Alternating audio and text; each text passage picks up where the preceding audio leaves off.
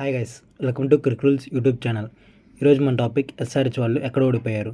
LSG versus ఆర్ఆర్లో ఏ team స్ట్రాంగ్గా ఉంది, అలాగే ఎంఐ వర్సెస్ జీటీలో ఏ టీంకి ఎక్కువ విన్నింగ్ ఛాన్సెస్ ఉన్నాయి. First KKR versus SRH match review చూద్దాం. ఎస్ఆర్హెచ్ బౌలింగ్ చాలా బాగా వేసింది. రసెల్ ఉన్న ఫామ్ అలాంటిది, అందుకే ఏ బాల్ వేసినా సరే బౌండరీ కొడుతున్నాడు. కానీ నేను టీమ్ అనాలిసిస్ వీడియోలో చెప్పినట్టు ఎస్ఆర్హెచ్కి డెత్ ఓవర్లో నటరాజన్కి సపోర్ట్గా ఒక బౌలర్ కావాలని చెప్పాను. ఎందుకంటే నటరాజన్ చాలా బాగా బౌలింగ్ వేస్తాడు, specially in death overs. So అలాంటిది నటరాజన్కి ఒక బౌలర్ సపోర్ట్ ఉంటే చాలా స్ట్రాంగ్ అయ్యేది. కానీ నటరాజన్ని పవర్ ప్లేలో యూజ్ చేశారు. సో డెత్ ఓవర్లో బౌలింగ్ వేయడానికి ఆప్షన్ లేదు. అందుకే డెత్ ఓవర్స్లో అన్ని రన్స్ వచ్చాయి. రసెల్ పర్ఫెక్ట్ ఆర్కర్స్ని ఆడలేడు. నిన్న మ్యాచ్లో చూసాం, ఆర్కర్స్ని బౌండరీ కొట్టలేదు.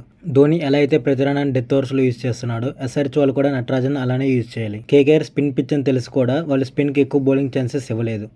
ఇది ఇంకో మిస్టేక్. అదే కేకేఆర్లో చూస్తే సునీల్ నారాయణ్ బ్రిలియంట్ స్పెల్ వేశాడు. ఎస్ఆర్హెచ్లో కూడా మార్కాండే బ్రిలియంట్ స్పెల్ వేశాడు. తనకి సపోర్ట్గా ఇంకో స్పిన్నర్ ఉంటే విన్ అయ్యేవాళ్ళు.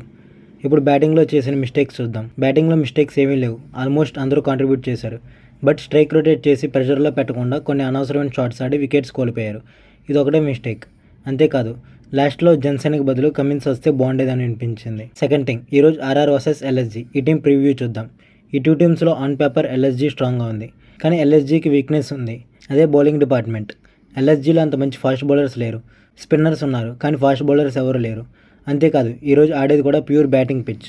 బౌలర్కి అస్సలు హెల్ప్ అవ్వదు. అలానే పూర్తిగా బ్యాటింగ్ పిచ్ అంటే కాదు, 10 or 20% బౌలర్కి హెల్ప్ చేసిద్ది. అంటే స్పిన్కి ఎక్కువ ఛాన్సెస్ ఉన్నాయి. సో స్పిన్ని కరెక్ట్ టైంకి యూజ్ చేస్తే ఎల్ఎస్జీ విన్ అవ్వచ్చు, లేకపోతే ఆర్ఆర్ విన్ అయింది. ఆర్ఆర్ బ్యాటింగ్లో కూడా డెప్త్ ఉంది. సో ఓపెనర్స్ మంచి స్టార్ట్ ఇవ్వాలి, లేకపోతే గెలవడం కష్టం. బౌలింగ్లో అయితే RR too good. Boult, Chahal and Ashwin వీళ్ళ బౌలింగ్ ప్రాబ్లం లేదు.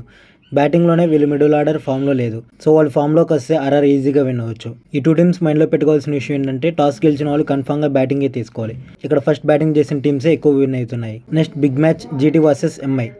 ఈ టీంలో కూడా సేమ్ స్ట్రాంగ్గా ఎంఐనే ఉంది. కానీ ఎంఐ 2013 నుంచి ఇప్పటి వరకు ఫస్ట్ మ్యాచ్ విన్ అవ్వలేదు. అలానే ఇది కూడా విన్ అవ్వరా అంటే కాదు. 2013 నుంచి కెప్టెన్ రోహిత్ శర్మ, బట్ ఇప్పుడు హార్దిక్ పాండ్యా. రెండింటికి చాలా డిఫరెన్స్ ఉంది.